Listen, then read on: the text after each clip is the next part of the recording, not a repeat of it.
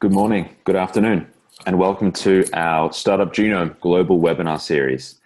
On today's topic, we will be delving into how we support the rise of global startup ecosystems. And as always, we have our two time sessions, 8 a.m. to 9 a.m. London time, and this time 8 a.m. to 9 a.m. San Francisco time. So today, the topic, the agenda, I will be delving into the introduction of the purpose of our Startup Genome Global Webinar Series.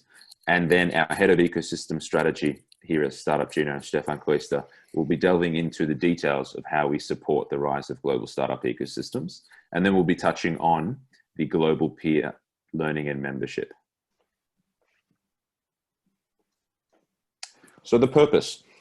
The purpose of the Startup Genome Global Webinar Series is to highlight specific tangible topics for startup ecosystem acceleration, with the goal of producing sustainable ecosystem growth globally.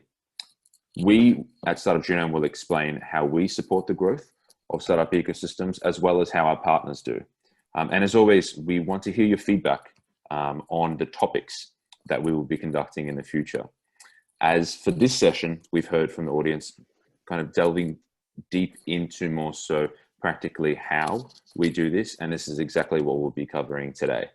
Our previous topics we've covered before is funding policy, for example, to support startups and scale-ups during COVID-19, in which we had our close partner, Josh Lerner from Harvard Business School, come in as the kind of global expert on this topic. Another topic is attracting the best talent and international resources, globally positioning your ecosystem. And you can rewatch all of these previous webinars on our Startup Genome YouTube channel. And the link is here, and everyone who's registered and attending today will receive the slides after this, so you'll have all the links included.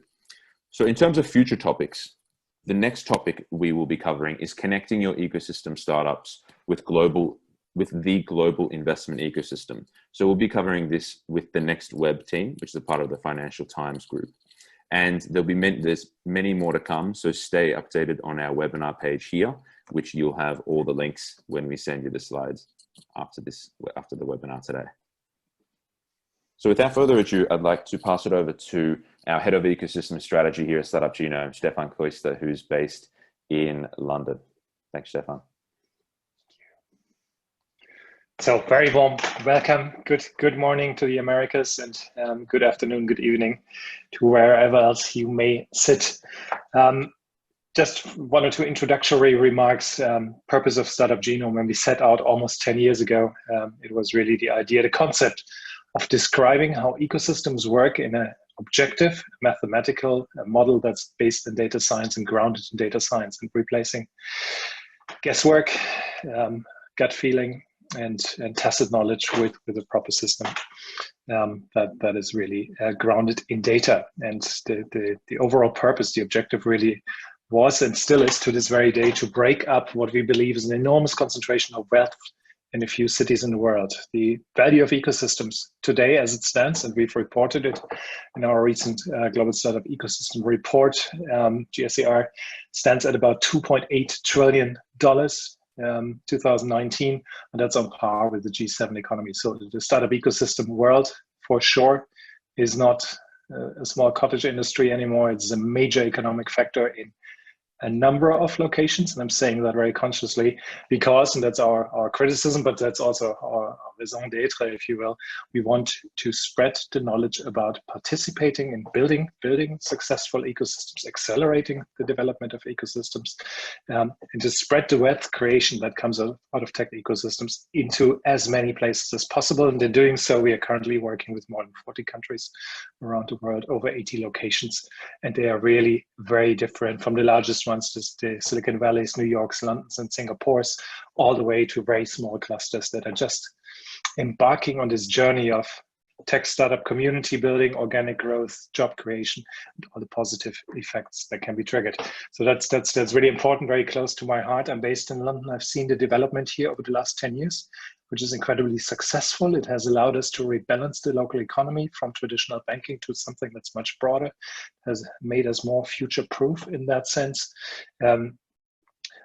But it is quite unique, and we really want to see that knowledge and that development to be spread into, as I said, many places as possible for us. Brief view on the network. I mentioned it, more than 80 cities. Not all of them are even depicted here, but it gives you a feeling for how broad the network is. It's my very pleasure to say that in 2019, at the end of 19, we as the partners in the firm came together and said, well, we got a fantastic network, but we got a few bold patches, if you will. We are not doing all too much in Africa and Latin America. And we've worked tirelessly to do so. And we are increasing our coverage by the day, also in these places, which I think makes it a very interesting conversation, a really interesting perspective in ecosystems and environments that are functioning very different to what we are used to in Europe, in North America, or even in Asia. So that's really exciting for us, and I think it's enhancing as we go along. It's enhancing the value of the network even further.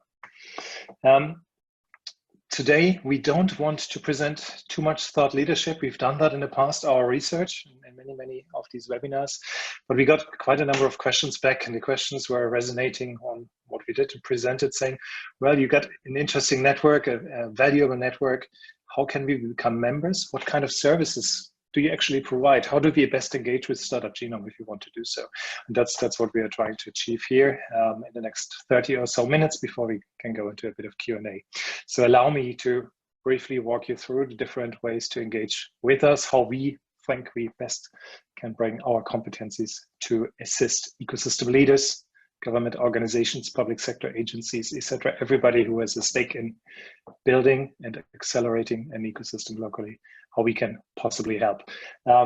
In total, 5 different perspectives or different service bundles, if you will, all the way from ecosystem branding to COVID monitoring products, and something that's very close to my heart, really in-depth ecosystem assessment, strategy building, and even initiative implementation, which I shall speak about to the end of this webinar. So let's delve into the first one right away. Ecosystem branding. Why is branding important for an ecosystem? Awareness and attraction are the 2 critical components here. If we are even in a nascent ecosystem, we want to create a unique brand that stands for the ecosystem. First of all, to energize our own entrepreneurial community locally. We should be talking about it. When we started in London 10 years ago, there was a whole flurry of communications, first in the city, later on nationally and even globally. But first of all, ready to bring the entrepreneurial community together. It is interesting to see, we measure in our assessments, we measure a factor that stands for the quality of community. We call it local connectedness. The higher this value is, this metric, and the associated quality and intensity of community interaction, the better entrepreneurs are developing. The factor actually is 2.1. You get a high quality local community, very well connected. Your entrepreneurs will develop 2.1 times as fast as they would. All other factors constant, just quality of community, this willingness of exchanging perspectives, knowledge, insight, etc. So being highly locally connected. Brand awareness, a good brand proposition, truly helps in achieving that, and it also brings quite a lot of pride in the entrepreneurial community. So I'm a Londoner, I'm somebody in Astana, Kazakhstan, wherever in the world, we got a great ecosystem. That's our brand. More important, or similarly importantly, creating interest on a national, regional, or global level. In particular, as we are looking for funding and we are looking for talent, I believe, in nearly all locations I've ever visited since working here. With regards to funding, there's not a single ecosystem where you don't find seed stage funding gaps, Series A funding gaps, late stage funding gaps. And to make a controversial point here, it is to a good degree my opinion that particularly in the late stage financing rounds, there is no real gap in funding. It is a deal flow problem. So if you got the high quality scale-ups coming through your ecosystem, there always will be an international investor that's interested in funding these highly prosperous companies and highly promising companies, provided the investor knows about the ecosystem and is looking at it and is really tracking what's happening there. So from our perspective, really shining the spotlight on your ecosystem, on your scale-up segment for these international investors to pick up on it and monitor and include companies into their respective portfolios. I know I'm over exaggerating here a little bit, painting the world black and white, but to make the point, I'm really convinced great deal flow and putting it on the map really helps in attracting international funding, international capital, particularly, but not exclusively for late stage. From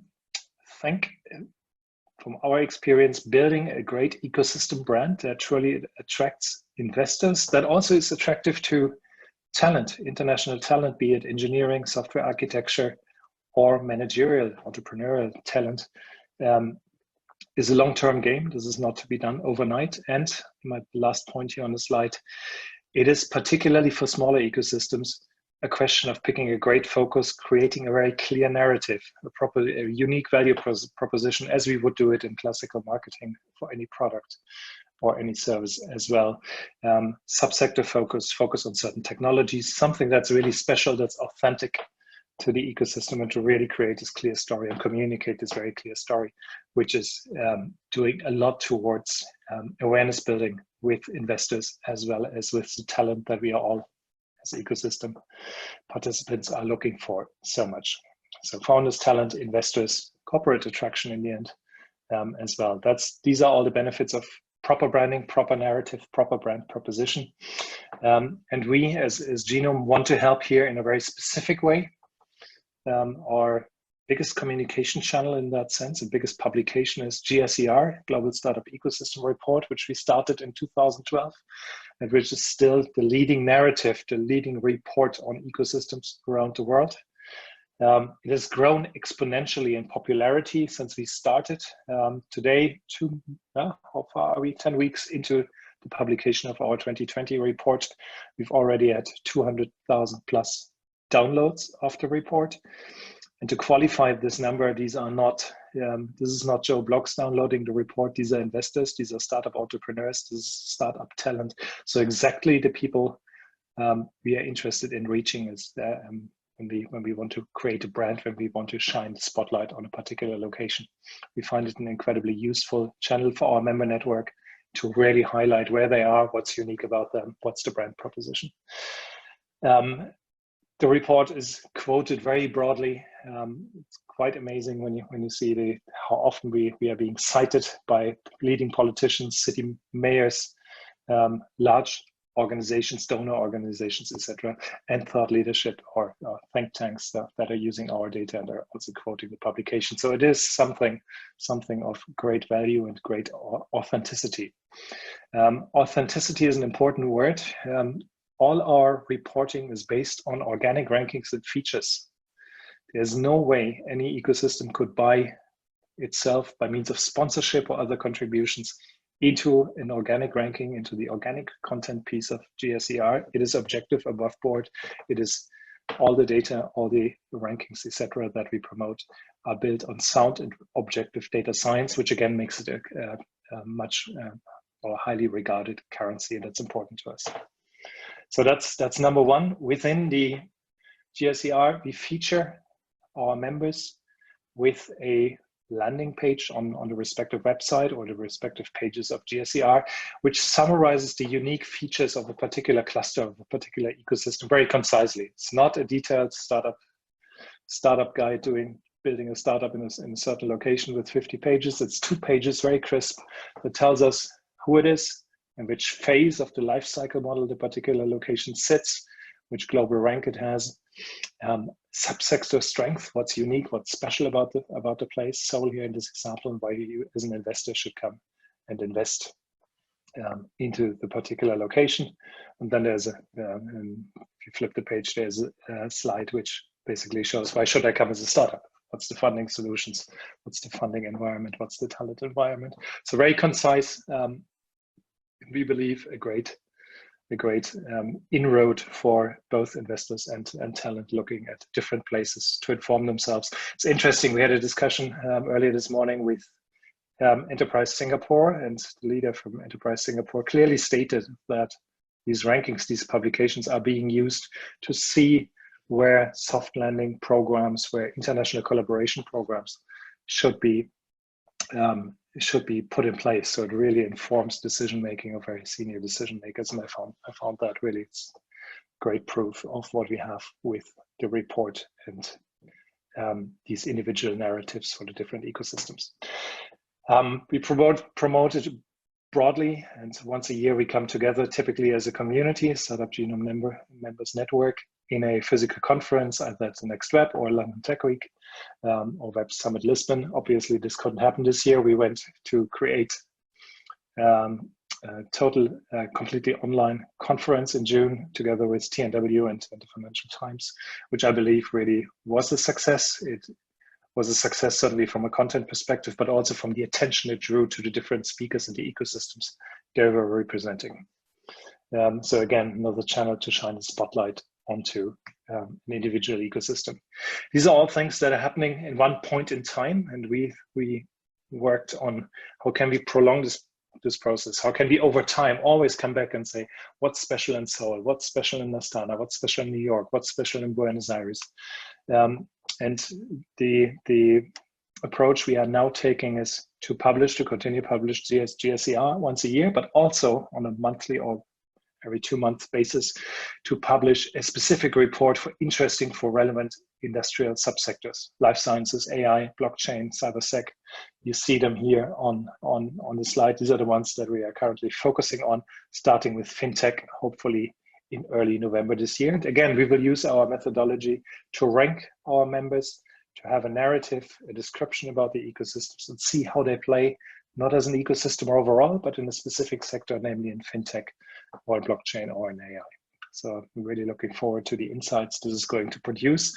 My opinion, it's going to reshuffle the rankings quite a bit. As with the rise of deep tech, we will see smaller clusters, highly specialized clusters with a very clear brand narrative coming through in very high ranks. Let's see how this really pans out, but we soon will have the answer to it. I believe it's a great branding product, particularly for individual sectors, and going back to branding to build this unique branding narrative, particularly for smaller places, smaller ecosystem clusters. COVID-19, second topic on our list, and certainly not a product, or hopefully not a product that's going to stay for the long term. But during this crisis, we very quickly engaged in monitoring the reactions of our entrepreneurs, their funding runway, their feeling, their sentiment as to market demand for their services, their products, in order to provide a pulse. What's happening in the ecosystem very quickly, every 4 weeks. What is happening, how bad or how not so bad is the situation in an individual place? How does that compare to global trends?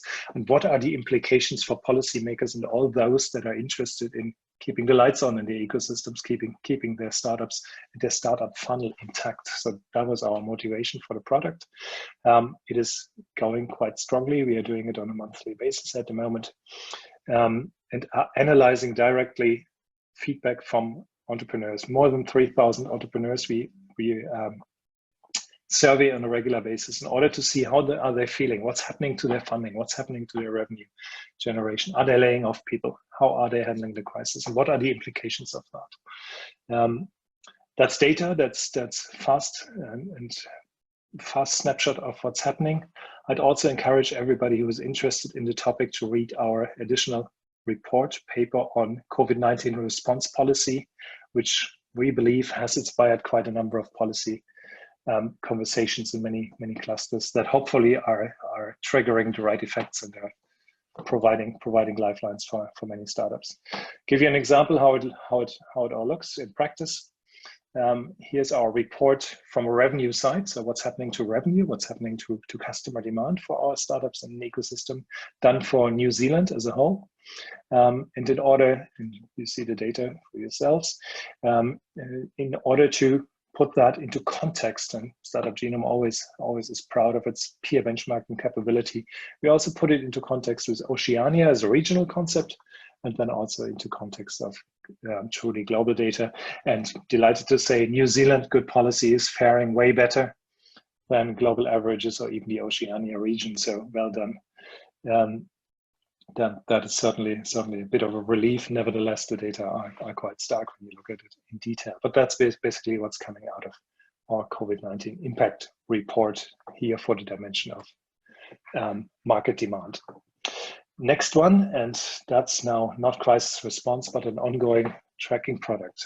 What did we think when we set it up? We were very conscious that for many policymakers, they are relying, when it comes to data, they are relying on national statistics, traditional statistics, statistical bureau data, all of which have been conceived 20, 30, 40, 50 years ago in order to monitor what's happening in economies and very traditionally structured economies.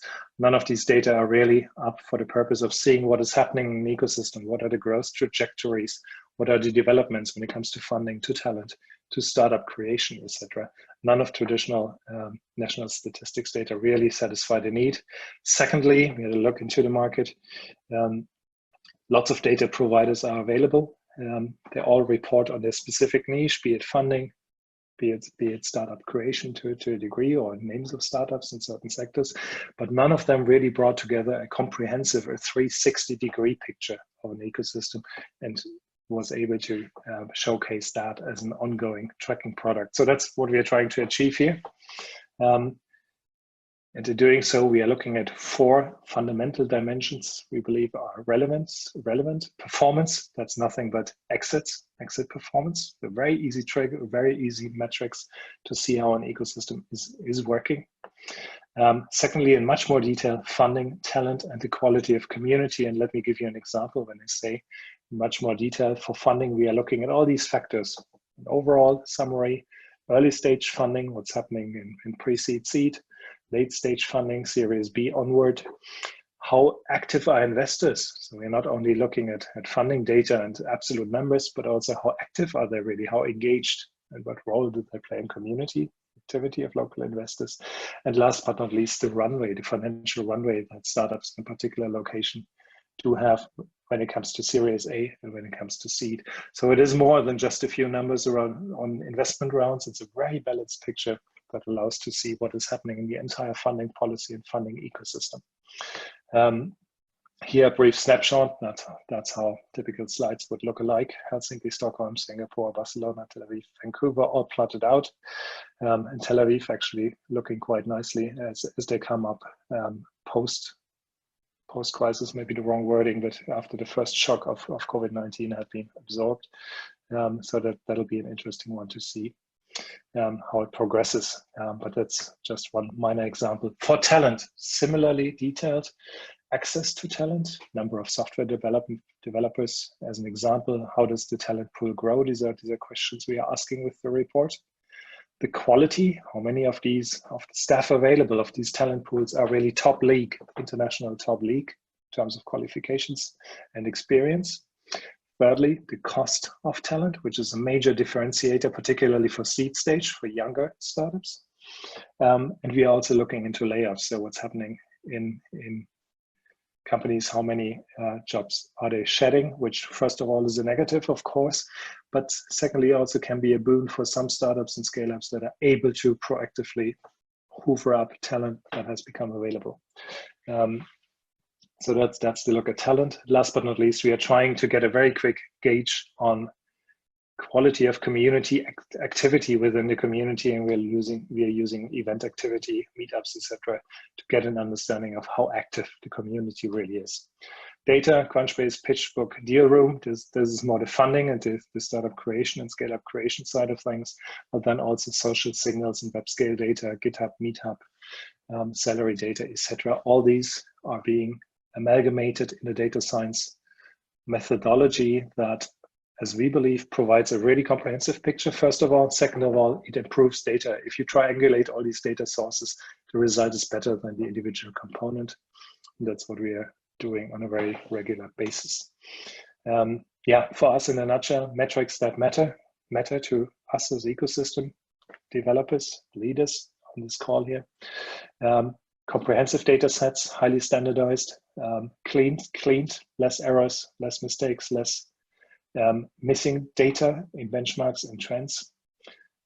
We seek to deliver this very timely as a Tableau or as Tableau data for those of you who are interested in really delving into the data, having data analysts active in your teams, but also as a very practical and easy to use presentation deck, which currently adds up to about 70 pages. Quarterly delivery, so it's a fast tracking product, not too often, but in the right time frame in order to inform policy decision making in order to early on pick up if there are signals in the ecosystem that are maybe difficult, that need counteracting on, that need reacting to. So quarterly is what we believe is right. These data can also be made available on a half-yearly basis, on a monthly basis, whatever seems right for the individual network member. Globally benchmarkable, meaning that every report is individualized. Every city, every cluster participating here can select up to 5 or 6 peers they want to compare against, and see how they fare in their development compared to direct peers or those that they are seeking to use as benchmarks. So highly customizable. That's pretty much the standard products, all of which have a longevity, have a tracking element to it, a constant element as being a member of the network. The last bit stands out a little bit. These are more interventions where we seek to dive very, very deep into an ecosystem by means of a full ecosystem assessment, as the words are saying here. And that is being done with a whole host of survey tools, capturing the voice of the entrepreneur, the objective perspective of hundreds of entrepreneurs, qualitative interviews with entrepreneurs, but also with key stakeholders. And these data allow us to form a very detailed picture of the performance, the status quo of an individual ecosystem, and to see where there are gaps that, if you take proactive action, if you close them, if you address them, would unlock new growth and would accelerate the development of the ecosystem. Second point to that, after this initial assessment, status quo, when we've understood what it is, we typically can help with designing an ecosystem strategy. That's paper, an informative paper. It's a strategy discussion, but also an action roadmap that allows to really showcase which initiatives to take when. And let's put that a little bit into context. Why do we believe this is important? When we look at successful ecosystems, entrepreneurial activity is always the foundation, no doubt about that. But you can throw highly talented entrepreneurs into a conducive or less conducive environment. So ecosystem resource, regional assets, subsector specifics, talent pools, whatever it is. These are the regional assets that you control in your ecosystem. Local connectedness, the quality of the community locally, same.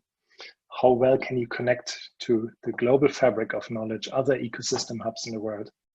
Build relationships, build export opportunities, and other hugely important components of this model. And there's good public policy that is impacting on all these elements, but there's also private policy, private initiatives that can positively impact on the performance in these clusters. And that's really what we are after when we say in-depth ecosystem assessment. We try to ascertain what's happening here in these modules, and that's then the strategy development. How can we positively influence public policy, recommend best practice policies, be it public, be it legislative, regulatory, or private initiatives. How does the entire process look from our perspective? And it's a proven model applied from Kazakhstan to Palestine to many Asian countries and European countries. A number of elements to it. First of all, an ecosystem life cycle. So during our assessment, we are able to position an ecosystem into 4 classes. We call them activation, globalization, attraction, integration. And these classes describe an ecosystem in terms of its maturity.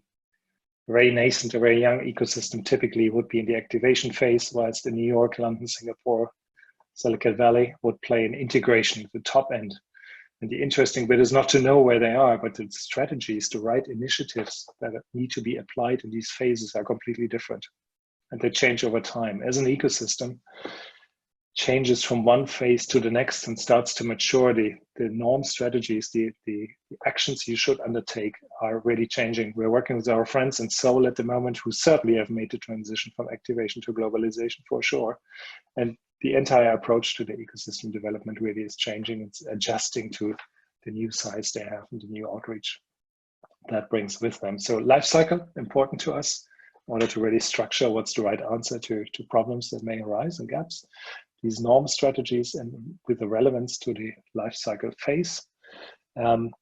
Individual success factors, we really assess what's missing, where are gaps, and what is the impact? What would be the impact if you were to address these gaps properly?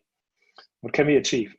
Which of these gaps or initiatives addressing individual gaps would have the highest impact, really bring priority into it? Peer benchmarking, we want to understand how you fare in comparison to relevant peers, not always the Silicon Valleys, but really peers that are relevant in a particular context. There's no point in comparing activation with an integration ecosystem and telling everybody they are doing terribly and the distance is enormous. It doesn't make sense. But comparing with other activation ecosystems or one or two globalization ecosystems, it's a very fair comparison that allows to really articulate how big are existing success factor gaps and how big is the investment in order to address them properly. Prioritizing opportunities, yeah, this makes sense. And in the end, to come up with a very detailed implementation roadmap. In our experience, many, particularly politicians, well-meaning, are implementing sometimes too many initiatives at the wrong point in time. They are investing sometimes even too much money at one point in time, but maybe not as sustainable with a long-term perspective as we would hope.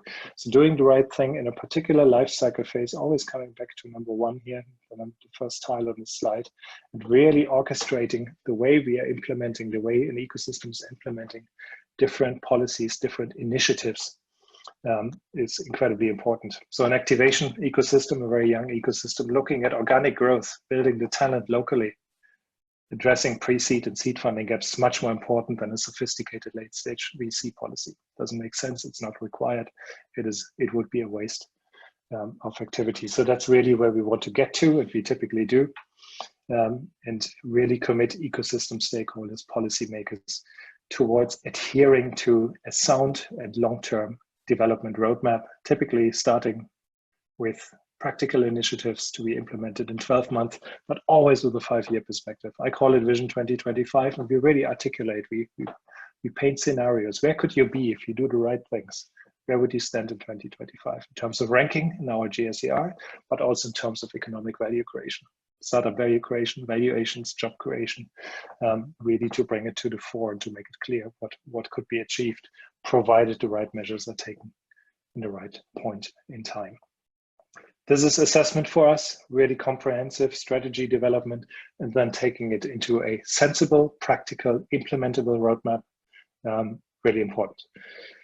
We are a small firm, you know that. We are about 35 people in 4 offices from San Francisco to Delhi to Berlin and London. We cannot help implement every single initiative. That would not be plausible. And we were very aware of that, but we also have been asked in the past a lot, can you help us? You've designed these strategies, you've designed the roadmap. Can you help us with a number of practical initiatives, how to implement them properly? And we reached out, we scanned the market and really reached out to what we believe are best practice providers of individual solutions for ecosystems. These are the partners we are currently working with most intensely. For branding, it's TNW, the next web, which we believe has the best reach into global talent, into global investor communities. It is the Global Entrepreneurship Network, which by its sheer size and coverage, 189 countries in the world, is fantastic when it comes to building global connectedness, but also to support many policy discussions. Spin-offs of Gen Accelerates is one of the largest mentorship networks in the world, organized entirely online. What a terrific asset in these times, which we are right now, where the traditional model of acceleration and mentorship is quite possibly very challenged. So Gen Accelerates for us really is a key component, a key provider when it comes to making mentorship accessible in any part of the world at a very, very high level of quality and engagement. Seed stage funding, our preference always is business angels, and particularly well-organized and structured business angel groups. And we believe from our assessments that both GBAN, the Global Business Angels Network from Gen, as well as ARI, Angel Resource Institute in the States, are best practice providers, the most experienced organizations to help an ecosystem build good seed stage funding policies, activate individual angels, and build highly functional angel groups, angel syndicates, again, which we believe are critical for seed stage finance. Tech Connect out of Amsterdam, one of our newest partners, is very much looking at education, entrepreneurial skills, technical skills, and that's new, and it's very timely in these times of challenge to employment. It is a program that not only seeks to work with young graduates, but seeks to bring back people with qualifications that are no longer required, bring them back into the work process, into a digital work process. That's not always startup creation. It could be work in clouds, in cloud services. It could be working with Salesforce applications, but to bring them into a digital ecosystem of sorts and build this much broader foundation of talent and give people a chance to participate in a much broader context. So very, very interesting. We believe it's incredibly timely. It's the problem of our day. So we're really happy to work with Tech Connect as well. Many more Bella private markets when it comes to really sophisticated funding policies. Cut a long story short, if there are any issues, we are most happy to make these introductions. We believe, in our experience, these are to be highly capable suppliers of individual solutions required to implement these roadmaps that we are putting together for our members. Yeah, that concludes a little bit the overview of our products and how to be a member. Join our mission, join us. That's the invitation we want to articulate today. And Adam, over to you again after this tour de force. Give us a little bit of an overview of how to practically work with us and join the membership network. Fantastic. Yeah, thank you very much, Stephan, for the overview. On the next slide, which is our final slide, you have all of my contact details, in which please feel free to outreach for any questions on any of our memberships, or to understand even more into our methodologies. And as always, we invite you all to be a part of our next Startup Genome Ecosystem Development webinar topic, which will be on October the 21st, always at the same 2 times to accommodate for global time zones. So 8 a.m. London time and 8 a.m. San Francisco time. And the topic will be connecting your ecosystem startups with the global investment ecosystem, where we'll be conducting this topic with the Next Web, part of the Financial Times group. So thanks everyone for listening on this, and please feel free to send me an email or you can give me a call for any questions and interest in becoming a new Startup Genome member. So thanks very much, Stephan, and thanks everyone for tuning in. And we look forward to seeing you next time on our next webinar on October the 21st. Thanks so much for joining us today.